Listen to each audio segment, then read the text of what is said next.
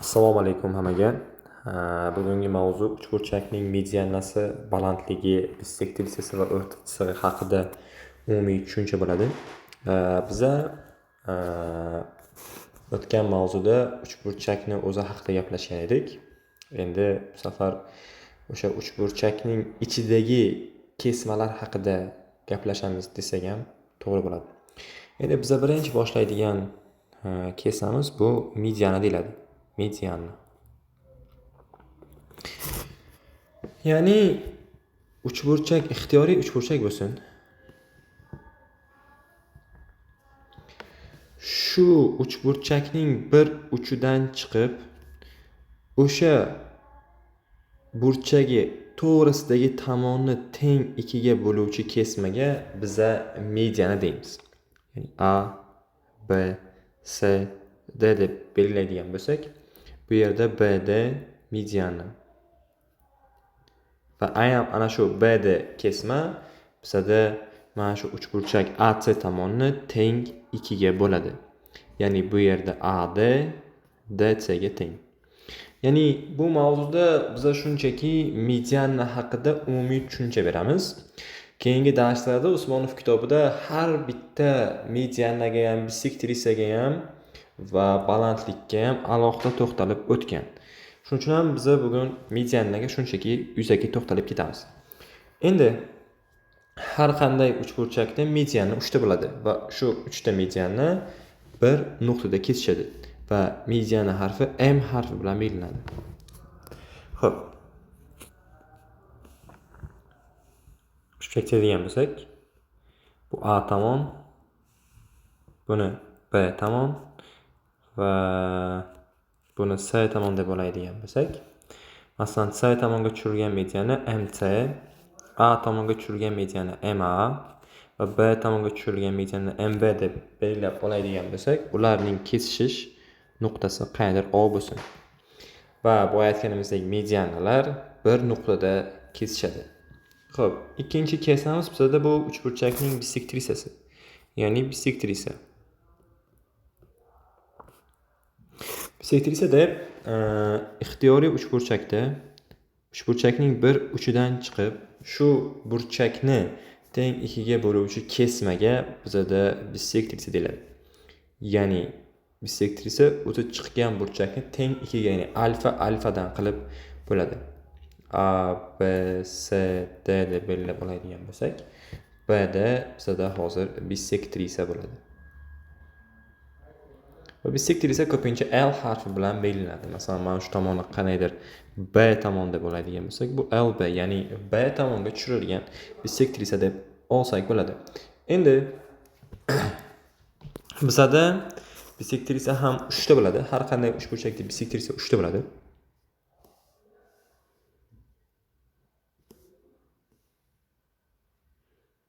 Va ularning hammasi bir nuqtada kesishadi. Uchinchisi bizada balandlik. Balandlik deb uchburchakning bir uchidan chiqib, shu uchburchak qarshisidagi tomonga perpendikulyar tushadigan kesma balandlik deyiladi. Ya'ni qanday A, B, C, D deb oladigan bo'lsak, B da kesma AC tomonga perpendikulyar bo'lib tushsa agar, bizada BD kesmaga biza balandlik deymiz. Balandlik yoki H harfi bilan belgilanadi. Ya'ni bu yerda B tomonga tushirilgan balandlik HB, ya'ni B tomonga tushirilgan balandlik deyiladi. Balandlik har doim ikki xil bo'ladi. Ya'ni bu yerda birinchisi tashqi tushirilgan balandlik va ikkinchisi ichki tushirilgan balandlik. Bu nimaga bog'liq? Tashqi va ichki tushirilgan bog'liq uchburchak torog'i tashqi va ichki tushirilgan balandlik bu bizada uchburchakning turiga bog'liq.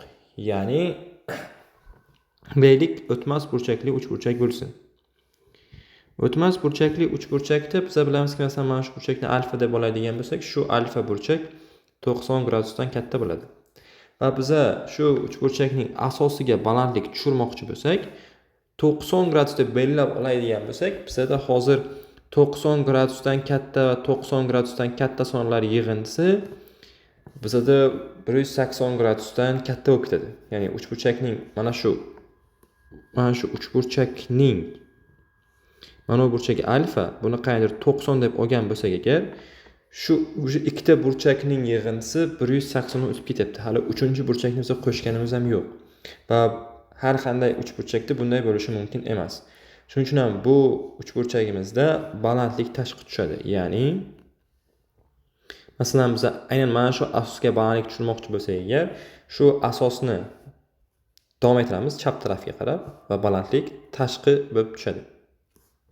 Aynan mana shu h balandlikka biz tashqi tushirilgan balandlik deymiz. Albatta, uchburchakda har qanday uchburchakda xuddi bisektrisa va medianaga o'xshab balandlik ham 3 ta bo'ladi. Bu ularning kesishish nuqtasi ham bitta nuqtada bo'ladi. Masalan, ixtiyoriy uchburchak bo'lsin, o'tkir burchakli uchburchak bo'lsin. Bitta balandlik, ikkinchi balandlik, uchinchi balandlik qilib taydigan bo'lsak, aynan mana shu 3 ta balandlik HA, HB, HC bizda bitta nuqtada kesishadi, qayerdir O nuqtada kesishar ekan. Va bizda oxirgi kesamiz bu uchburchakning o'rta chizig'i. O'rta chiziq deb nimaga aytiladi? 4-chi o'rta chiziq. O'rta chiziq deb uchburchakning o'rta chizig'i deb aynan shu uchburchakning tomonlari o'rtasini, ya'ni ikkita tomoni o'rtasini tutashtiruvchi kesmaga aytiladi. Ya'ni berilgan uchburchak bo'lsin. Men tomonlari o'rtasidan ikkita nuqta olaman u shu tomonlari o'rtasini tutashiraman. Kesma yordamida. Ya'ni A qayerdir bu kesmada DY burchaklarini A, B, C deb belgilaydigan bo'lsak, bu yerda AD kesma DB kesmaga teng va AY kesma bizada YC kesmaga teng. Bu degani berilgan DY kesma bizada berilgan uchburchakni tomonlari o'rtalarini tutashtiryapti. Shuning uchun bu yerda biz DY kesmaga nisbatan o'rta chiziq deb qaraymiz. O'rta chiziq. Va o'rta chiziq har doim o'ziga parallel bo'lgan tomonni yarmiga teng. Masalan, DY kesma A ga teng bo'lsa agar, DY kesma o'zi BC tomonga parallel. Aynan BC tomon bizda o'zi 2A ko'rinishda belgilanadi. Va xuddi bisektrisa balandlik va medianaga o'xshab uchburchagimizda har doim 3 ta o'rta chiziq bo'ladi. Xo'p. Masalan, bitta o'rta chiziq, masalan shuni A, buni 2A to'rog'i bu A bo'lsin, tomoni ustida 2A bo'ladi. Va qayerdir C tomon qayerdir mana shu kesmani C kesma deb oladigan bo'lsak, bizda o'ziga parallel bo'lgan tomon 2C bilan belgilanadi. Va keyingi kesmamiz bizda aynan mana shu tomonga parallel bo'lgani uchun biz buni B deb belgilaydigan bo'lsak, bu yerda 2B ko'rinishda belgilanadi. Ya'ni biz ko'rib turganimizdek, uchburchak ichida yana bitta uchburchak hosil bo'ldi. Va shu kichkina uchburchakni perimetrini qayerdir A plus B plus C deb belgilaydigan bo'lsak, ya'ni P kichkina deb olamiz, ya'ni kichkina uchburchak. Va katta uchburchakniki bizda qayerdir P katta deb belgilab oladigan bo'lsak, 2A plus 2B plus 2C deb belgilab oladigan bo'lsak, ya'ni 2A, 2B, 2C ni qo'shadigan bo'lsak, bu yerda katta uchburchagimizni perimetri kelib chiqadi. Mana shu yerdan 2 ni qavsdan tashqariga olib chiqadigan bo'lsam, bizda katta uchburchagimizni perimetri 2 ko'paygan A plus B plus C ko'rinishda bo'ladi-yu. Bizda A plus B plus C bizda kichkina uchburchakni perimetrini beradi. Ya'ni P katta uchburchagimizni perimetri bu yerda P kichkina uchburchagimizni perimetriga teng ekan. Ya'ni xulosa 2 marta ko'p katta bo'lar ekan. Katta uchburchagimizni perimetri kichkina uchburchagimiz perimetridan 2 marta katta bo'lar ekan. Ya'ni xulosa qiladigan bo'lsak, uchburchakni ichida o'rta chiziqlarini tutashtirish natijasida hosil bo'lgan kichkina uchburchakning perimetri har doim katta uchburchakning perimetrini yarmiga teng bo'ladi. Endi misollar ko'rishni boshlaymiz. Xo'p, birinchi misolda aytilyaptiki, bizda uchburchakning 7 ga teng bo'lgan balandligi, ya'ni uchburchak berilgan. Balandlikni tutamiz h va shu uchburchakning balandligi deyapti, uni perimetrlari 18 va 26 ga teng bo'lgan ikkita uchburchakka ajratadi.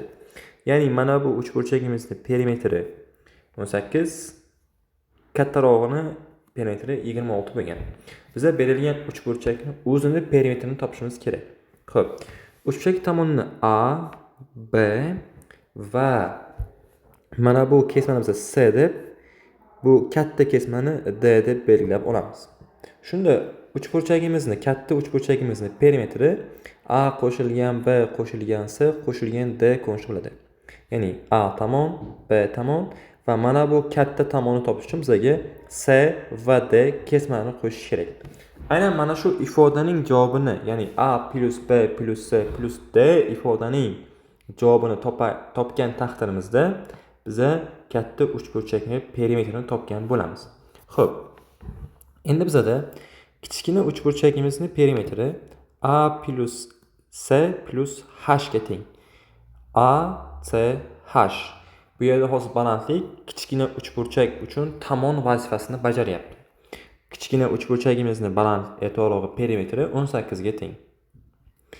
Keyingisi katta uchburchagimizning perimetri, ya'ni B plus H plus D teng bo'lgan 26 ga.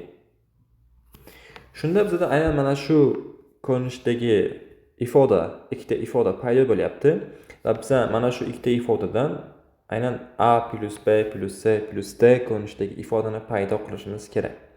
Ko'rib turganimizdek, berilgan ifodamiz bizda faqat yig'indi, ya'ni plus kelyapti. Shuning uchun ham mana shu ikkita ifodani sistema qilib bir-biriga qo'shib olamiz. Ya'ni bizda bu A plus B plus C plus D va plus 2H teng 18 plus 26 44 ko'rinishdagi ifoda kelib chiqadi. Bizda hozir balandligimiz, ya'ni H 7 ga teng bo'lgan. Shuning uchun ham biz H ni o'rniga 7 qo'yamiz. Bu bizda A plus B plus C plus D teng plus 2 ko'paygan 7 teng bo'ladi 44 ga. A plus B plus C plus D teng bo'ladi bizda 44 ayrilgan 14 ga. A plus B plus C plus D teng bo'ladi bizda 30 ga. Shunda bizda A plus B plus C plus D ifoda bizda hozir perimetrga teng edi. Demak, buni o'rniga perimetrini qo'yamiz, teng 30 ga. Demak, katta uchburchagimizning perimetri 30 ga teng bo'lgan ekan. Keyingi misolga e'tibor beradigan bo'lsak, bizda perimetri 30 ga teng bo'lgan uchburchakning bisektrisasi deyapti. Ya'ni perimetrini 30 deb olamiz katta uchburchagimizni. Va shu uchburchakning bisektrisasi, demak bisektrisa o'tkazadigan bo'lsak, yana qanday L bo'lsa bisektrisa. Bu shu uchburchagimizning perimetri 16 va perimetri 24. Xo'p. Perimetr 1 deb belgilab oladigan bo'lsak, perimetri 16 va perimetri 24 bo'lgan ikkita uchburchakka ajratar ekan. Ya'ni P katta uchburchagimiz, ya'ni katta uchburchagimizning perimetri 30 ekan. Biz topishimiz kerak mana shu bisektrisa uzunligini, ya'ni L ni topishimiz kerak. Xo'p, birinchi navbatda bu uchburchagimizni kesmalarga ajratib olamiz. A, B, C, D kesma deb ajratib oladigan bo'lsak, bizda hozir kichkina uchburchagimizning perimetri A plus L plus C ga teng. Ya'ni kichkina uchburchagimiz perimetri bizda 16. Keyingisi bizda kattaroq uchburchagimizning perimetri bizda L plus B plus D teng bo'lgan 24 ga. Va katta uchburchagimizning perimetri A tomon, B tomon va mana shu katta tomon yig'indisi. Bu katta tomonni biz bilamizki C plus D ga teng. Shu 30 ga teng bo'lgan. Endi berilgan ikkita sistemani boyagidek qo'shamiz, ya'ni sistema qilib turib qo'shamiz. Qo'shganimizdan keyin bizda a plus b plus c plus d va ikkita l paydo bo'ladi. Teng bo'ladi 16 plus 24, ya'ni 40 ga. Bizda hozir a plus b plus c plus d ifoda bizda 30 ga teng. 30 plus 2l teng bo'lgan 40 ga va 2l teng bo'lgan 10 ga. Ya'ni 30 bilan 10 minus o'tdi. L teng bo'lgan 5 ga. Demak, bizda uchburchak bissektrisasi 5 ga teng bo'lgan ekan. Va bizda shu mavzu bo'yicha eng oxirgi misol bu 6-misol. Uchburchakning tomonlari o'rtalarini tutashtirib. Demak, uchburchakning tomonlari o'rtalari. Mana birinchisi, ikkinchisi va uchinchisi.